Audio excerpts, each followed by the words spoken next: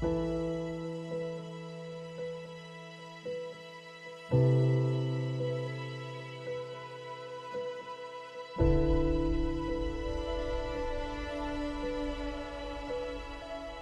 often seen injuries to the chest, to the abdomen. I've even seen people with knives stuck out of their head. Some injuries are devastating and life-changing. Think about what you're holding, what you're carrying, and think about what that weapon can do. Most of the time, if you're carrying a weapon, it can be used against you rather than you actually using it. I recently had a young man who was stabbed who was laughing about it and really treating it like it was something to be proud of. It's hard to say to him, like, I don't want to hang about with you because I don't want to end up where you're going to end up. Most of them are either in jail or a few of them passed away. Is it really worth carrying a knife, potentially having that knife used on yourself, risking your life? Do you know, people have plans, people have dreams, and that one instance, it can just take away everything. It's never the right thing to do. Definitely better choices to make. Think a little more before you react.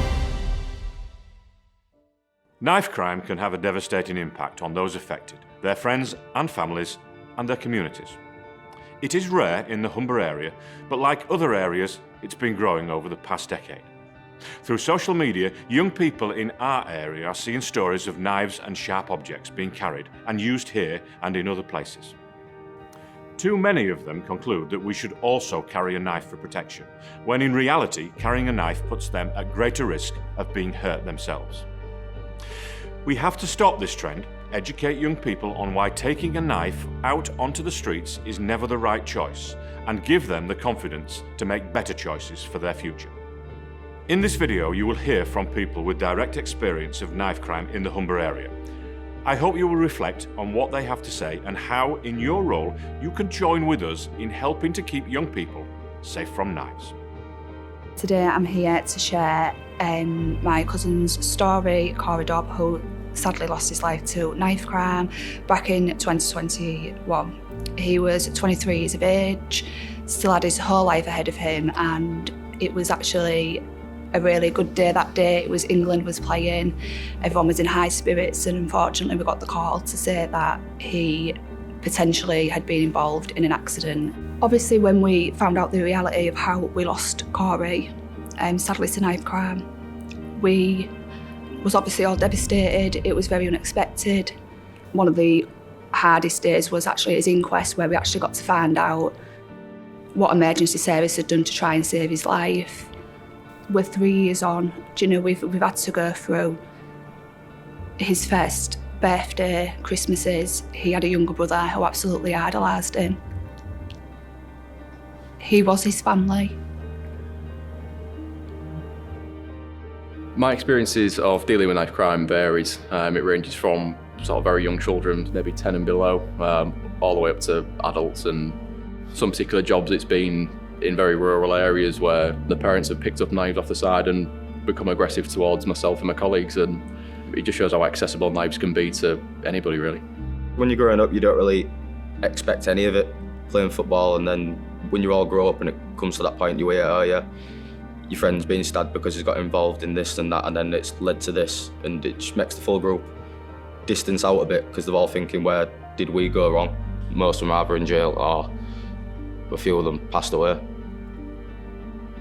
At the age of 15, I started hanging around with wrong people, started fighting loads because I thought that was normal for me. I started realising how bad it could go for me going down that route.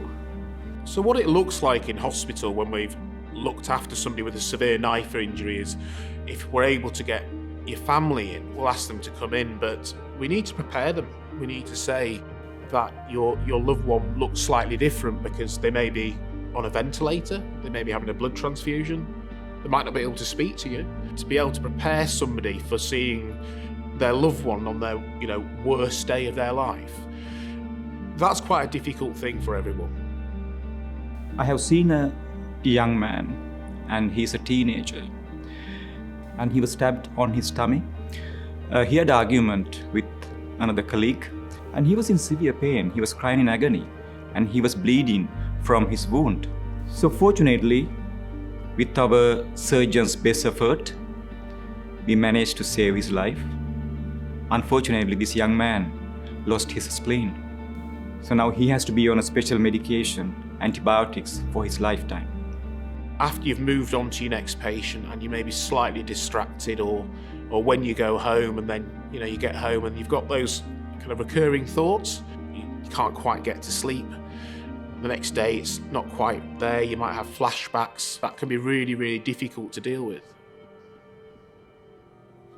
A life can easily be lost through knife crime. There's been various incidences where tragedies had happened, and I don't think the young people realise the impact of carrying a knife and actually using it has, and the devastating effects on families, loved ones, and everyone involved. The knock-on effect is huge, and I don't think they realise the consequences for themselves and for those families.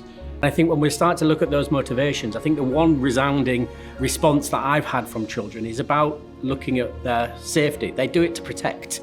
The other voice that I get from children is that they generally use it to gain status, to gain affirmation, to feel like they're part of something or part of a group, or to have status from their peer group, that they are somebody that isn't to be messed with. People will only carry a knife in the thought that they're going to use it to protect themselves or react.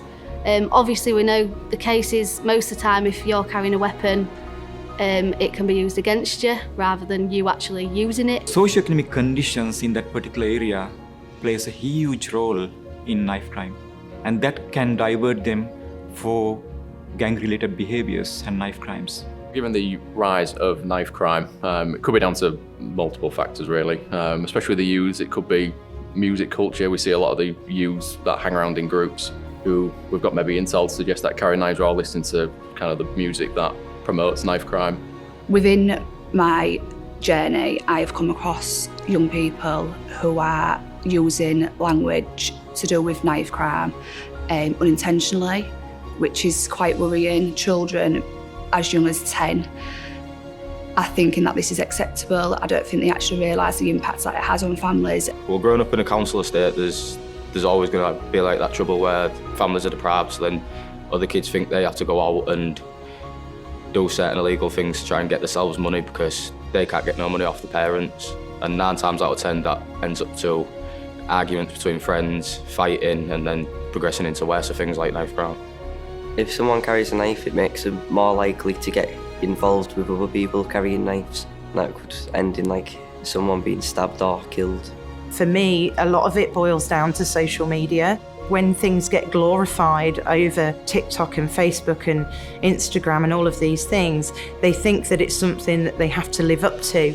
Quite often videos will be shared and amongst friends, and they're quite violent videos actually, and it's pretty shocking to see. They might take it upon themselves to go out into the local community and carry knives and almost recognise that that's the norm. Being through what we've been through, it's definitely opened my eyes on having young teenagers and being cautious of who and where they are, and looking out for them signs if I feel they're not hanging around with the right people. And I think together we all just need to work together just to make sure that the next generation of children are educated and we know who to reach out to as children and as parents. Possession of a knife is an offence that carries a custodial sentence.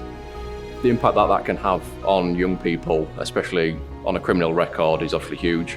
And for something so easily avoidable can ruin futures. Think about your future and the repercussions. Picking up a knife is going to put you in a situation where you may not be able to pass a DBS if you wanted to use your experiences to look after children in the future, or work in football, or work in those environments where you can't have a criminal record. You have to, in the back of your mind, think about how it will affect your future. Think about what you're doing, think about what you're holding, what you're carrying, and think about what that weapon can do and what effect it can have on someone. Knives are available, so it's not about trying to restrict opportunity, but change the mindset, have a real opportunity to allow young people to rethink that this is not the right thing to be doing, and making sure that decisions are made with real reflection. One really bad decision that you could have just spent maybe 5 seconds thinking about. Take a deep breath in, think, is this a good idea? Because it's going to change your life, it's going to change your family's life, all your friends, and it's just a wake of devastation that can be seen in just 1 second of a bad decision. As a caring clinician, as a father of 2 young children, please choose empathy over aggression. We've, for the last 3 years, been rolling out bleed kits across the whole city and raising awareness that there's a chance to possibly save somebody's life. So it is still an ongoing process for us as a family. Do you know, people have plans, people have dreams, and that one instance, it can just take away everything. And it's the families that have to create new dreams, and that's what we've done for Corey's legacy.